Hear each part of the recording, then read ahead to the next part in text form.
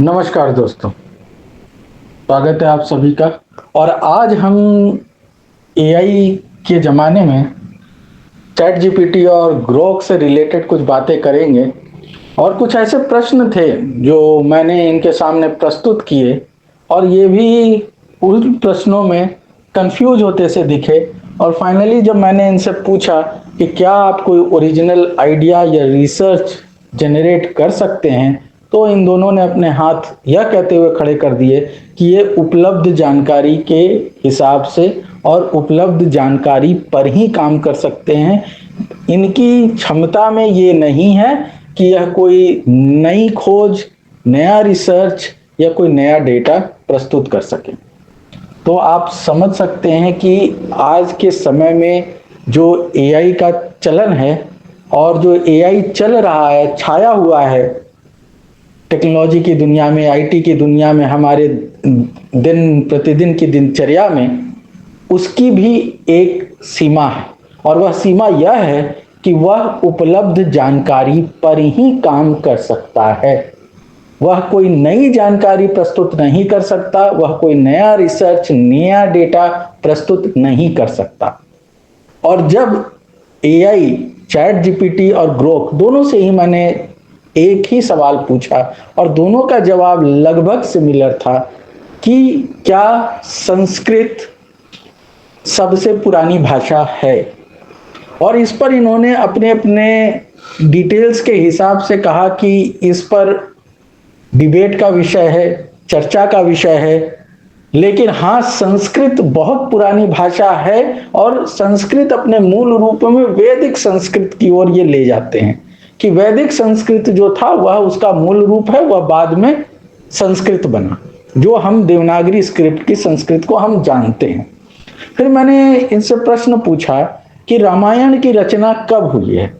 तो रामायण की रचना के डेट को भी ये डिबेट बताते हैं कि ये डिबेटेबल टॉपिक है, और लगभग 5 बीसी से लेके 1 बीसी के बीच में कभी इसकी रचना हुई होगी, और वाल्मीकि द्वारा इसकी रचना हुई है। फिर मैंने इनसे प्रश्न पूछा कि यदि वाल्मीकि द्वारा 5 बीसी से लेके 1 बीसी के बीच में अगर रामायण की रचना होती है, तो राम का कालखंड वाल्मीकि के कालखंड से मैच खाता है, क्योंकि जो ओरिजिनल वाल्मीकि रामायण है उसमें यह बताया गया है कि वाल्मीकि ने राम के जीवन काल में रामायण की रचना की और उनके पुत्रों लव और कुश को रामायण रटवाया, और वही रामायण का ज्ञान वे अश्वमेध यज्ञ में करते हैं, जो कि राम सीता के निर्वासन के बाद कर रहे हैं। और उस समय तक उनके 2 पुत्र जंगल में वाल्मीकि आश्रम में उत्पन्न हो चुके। तो यदि राम और वाल्मीकि का कालखंड एक है, तो फिर एआई और के जवाब के हिसाब से राम को भी 5 बीसी से लेके 1 बीसी के बीच में हो जाना चाहिए।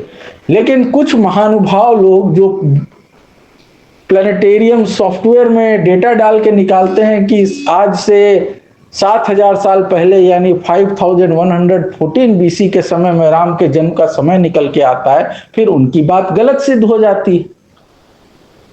और यदि राम और वाल्मीकि एक समय में नहीं थे, तो फिर रामायण पर ही प्रश्न चिन्ह लग जाएगा, क्योंकि रामायण के एक मुख्य पात्र वाल्मीकि भी हैं, जिन्होंने रामायण की रचना राम के जीवन काल के समय में की है, और उनके आश्रम में सीता रह रही हैं।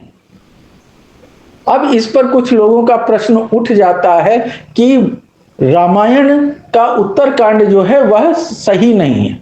तो यदि रामायण का उत्तरकांड सही न भी हो, तो बालकांड में जो बात आ रही है कि उत्तरकांड सहित 7 कांडों की रचना हुई है, वह बात तो बालकांड को भी गलत सिद्ध कर देती है। फिर तो रामायण की प्रामाणिकता पर ही सबसे बड़ा प्रश्न चिन्ह लग जाता है। और यदि उत्तरकांड सिर्फ इसलिए आप नकारते हैं कि उसमें सीता के निष्कासन का जिक्र है, तो रामायण की रचना फिर किसने की, ये प्रश्न भी आ जाता है। क्योंकि यदि हम उत्तरकांड को नकारते हैं, इसका मतलब हम वाल्मीकि को भी नकार देते हैं, क्योंकि वाल्मीकि ने सीता के निर्वासन के समय उन्हें संरक्षण दिया था और उसी समय वे रामायण की रचना भी कर रहे थे।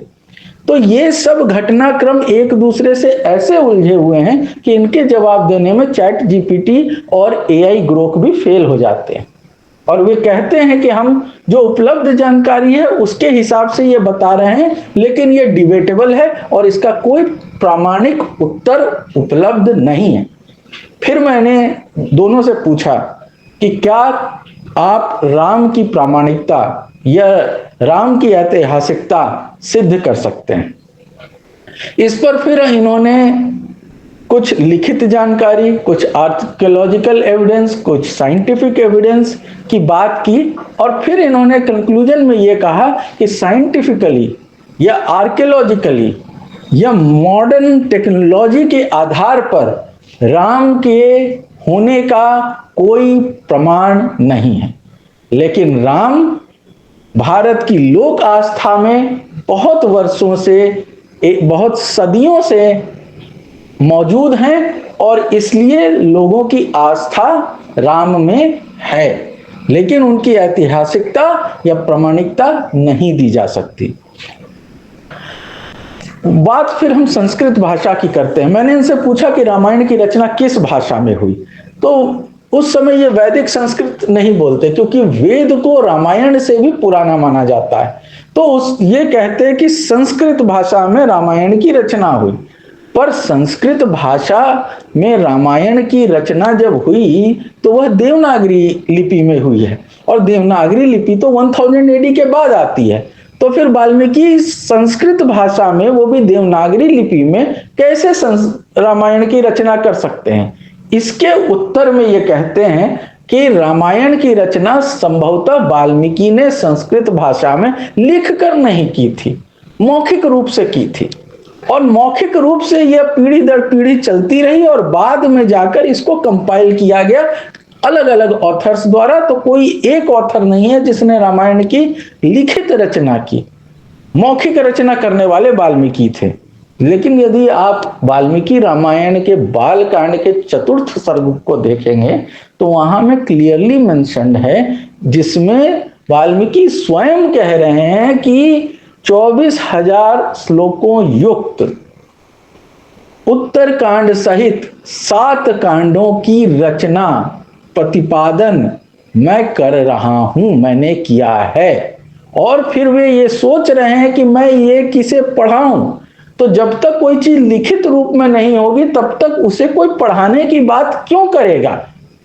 वह उसे सुनाने की बात कर सकता है, पढ़ाने की बात तो नहीं कर सकता। लेकिन इसका कोई स्पष्ट उत्तर चैट जीपीटी या एआई ग्रोक के पास नहीं। वे इसे कंफ्यूजिंग या डिबेटेबल टॉपिक बताकर कुछ इधर उधर की बातें जो उनके पास डेटा फेड है वह प्रस्तुत कर देते हैं, और इससे ज्यादा वे इसके बारे में कोई जानकारी नहीं दे पाते। फिर प्रश्न उठता है कि यदि संस्कृत भाषा 5114 बीसी, जैसा कि प्लेनेटेरियम सॉफ्टवेयर द्वारा निकाला गया डेट टाइमलाइन है, जो रामायण में जो तारों नक्षत्रों का पोजीशन है उसके आधार पर बताया गया है, तो ये तो हड़प्पा सिविलाइजेशन के समकक्ष या उससे थोड़ी पीछे की बात चली जाती है। लेकिन उस समय हड़प्पा सिविलाइजेशन और इंडस वैली सिविलाइजेशन की जो स्क्रिप्ट्स हैं वो आज तक पढ़ी नहीं जा सकी है, और यदि उस समय संस्कृत बोली जा रही थी तो उसकी जानकारी कुछ ना कुछ तो कहीं मिल जाती। और फिर एक बात आती है कि वैदिक संस्कृत जो है वो हड़प्पन सिविलाइजेशन के डिक्लाइन के बाद डेवलप हुई, और उस समय वेदों की रचना हुई। तो यदि वेद 1200 बीसी या 1500 बीसी के समय थे तो वो बुद्ध के समय के पहले थे, और बुद्ध के समय से पहले यदि वैदिक संस्कृत लिखी जा रही थी तो बुद्ध के समय फिर आकर धम्म लिपि पाली प्राकृत भाषा में परिवर्तित कैसे हो गई। और जब हम संस्कृत कहते हैं तो संस्कृत का अर्थ है जो संस्कारित हुई है, जो ट्रांसफॉर्म्ड हुई है, जो पॉलिश्ड हुई है, जो ओवर अ टाइम चेंज हुई है। तो संस्कृत किससे चेंज हुई थी? कुछ विद्वान इस पे मत देते हैं कि वैदिक संस्कृत से चेंज होकर संस्कृत बनी। लेकिन यदि वैदिक संस्कृत से चेंज होकर संस्कृत बनी तो इसके बीच में जो गैप है वो 15 बीसी से लेकर 1000 एडी तक का आ जाता है। लगभग 2-2.5 हजार साल का गैप आ जाता है इनके बीच में, और इस बीच में ये मौखिक रूप से ट्रांसफर हो रहे थे। जबकि अशोकन इंस्क्रिप्शन या मौर्यन इंस्क्रिप्शन या उसके बाद के जो इंस्क्रिप्शन मिले हैं उसमें संस्कृत का कहीं भी कोई जिक्र नहीं मिलता। यहां तक कि अशोक के मल्टीपल स्क्रिप्चर्स में, इंस्क्रिप्शंस में यम धम्म लिपि लिखा हुआ पाया गया है, जिसे बाद में ब्राह्मी लिपि के रूप में प्रचारित कर दिया गया कि यह ब्राह्मी लिपि है और इसमें संस्कृत लिखी जाती थी, जबकि वहां पर संस्कृत का कोई एग्जिस्टेंस नहीं पाया गया है। ये बाद के स्कॉलर्स 18th और 19th सेंचुरी के स्कॉलर्स में कुछ ने कंफ्यूज होकर ऐसी बातें कह दी जिसका कोई प्रमाणिक तथ्य आज की डेट में चैट जीपीटी या एआई ग्रोक नहीं दे पाते। ये भी वो डिबेटेबल टॉपिक बता देते हैं। लेकिन यदि हम प्रमाण की बात करें तो आर्कियोलॉजिकल एविडेंस ये बताते हैं कि अशोक ने अपने पिलर इंस्क्रिप्शंस में कई बार धम्म लिपि का प्रयोग किया है, और उन्होंने बताया है कि उन्होंने जो इंस्क्रिप्शन लिखवाया है वो धम्म लिपि में। वहां न संस्कृत की बात है, वहां न ब्राह्मी लिपि की बात है। ये सारी लिपियां बाद में डेवलप हुई हैं, और संस्कृत तो बहुत ही बाद का ग्रंथ है जिसकी एक भी प्रमाण हमें इंस्क्रिप्शन रॉक पर, किसी पिलर पर नहीं मिलते। इसके सारे प्रमाण हमें कागज पर मिलते हैं, और कागज का आविष्कार कितने बाद का है ये आप सब जानते हैं। बुद्ध के समय कागज नहीं थे, और बुद्ध से पहले कागज होने का तो कोई चांस है ही नहीं। तो ये चीजें जो लिखी जा रही थी वो कहां और किस पर लिखी जा रही थी, और यदि मौखिक प्रचारित हो रही थी तो वो कौन व्यक्ति थे जो मौखिक उसको लेकर आ रहे थे। और जब सारे लोग लिख रहे थे तब ये लोग मौखिक परंपरा क्यों ढो रहे थे इतने वर्षों तक। ये कुछ ऐसे प्रश्न हैं जिनके आगे चैट जीपीटी और एआई ग्रोक भी फेल हो जाते हैं, और ये कह देते हैं कि ये डिबेटेबल टॉपिक है, इसकी कोई जानकारी इनके पास नहीं है, कोई प्रामाणिकता इनके पास नहीं। तो जो चीजें प्रामाणिक ना हो उस पर आंख बंद करके हम विश्वास करते चले जा रहे हैं, यह हमें कहां ले जाएगा। आज जब इतनी टेक्नोलॉजी का विकास हो गया है तब हम प्रश्न पूछने से क्यों कतराते हैं, तब हम सच्चाई मानने से क्यों कतराते हैं।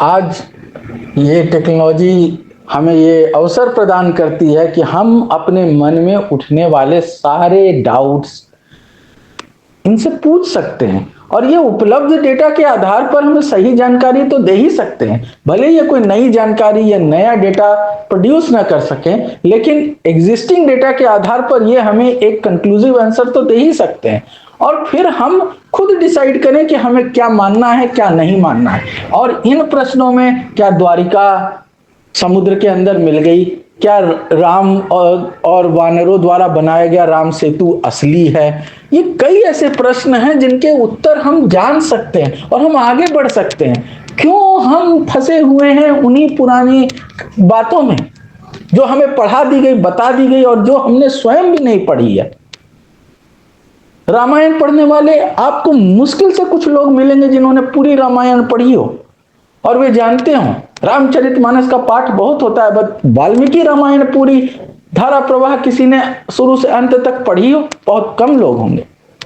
कहानी जो हमने सीरियल में देख ली, कहानी जो हमें इधर उधर से सुना दी जाती है, और कथावाचकों द्वारा जिनका काम है ओरिजिनल चीज को ट्रांसफॉर्म करके इंटरेस्टिंग बना के प्रस्तुत करना, जैसे फिल्म मेकर्स होते हैं जो रियल स्टोरी पर फिल्म तो बनाते हैं लेकिन उसमें अपनी तरफ से मिर्च मसाला लगा देते हैं ताकि वो एंटरटेनिंग बन जाए।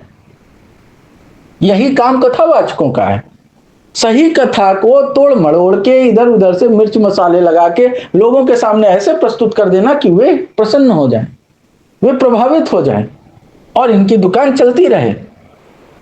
यही तो काम है लोगों का, लोगों को आत्मविभोर कर देना। लेकिन जब सच्चाई से आत्मविभोरता मिल सकती है तो हम झूठ से आत्मविभोर क्यों हो? हम क्यों ना सत्य मानकर आत्मविभोर हो, अपना मनोरंजन करें, प्रसन्न हो, बजाय इसके कि हम हमारे सामने झूठ पर झूठ परोसा जाता रहे और हम उसको सुनकर प्रसन्न होते रहें। हम सबको विचार करना है और आज की टेक्नोलॉजी का लाभ उठाना है, सत्य जानने का प्रयास करना है, और हो सकता है हमें से कुछ लोग रिसर्च कर कुछ नई बात ढूंढ लाएं जो आज चैट जीपीटी या एआई के पास नहीं है, और इनके माध्यम से और लोगों तक सही जानकारी पहुंच सके। मैं आशा करता हूं आप लोग मेरी बातों पर विचार करेंगे। मुझे सुनने के लिए बहुत बहुत धन्यवाद।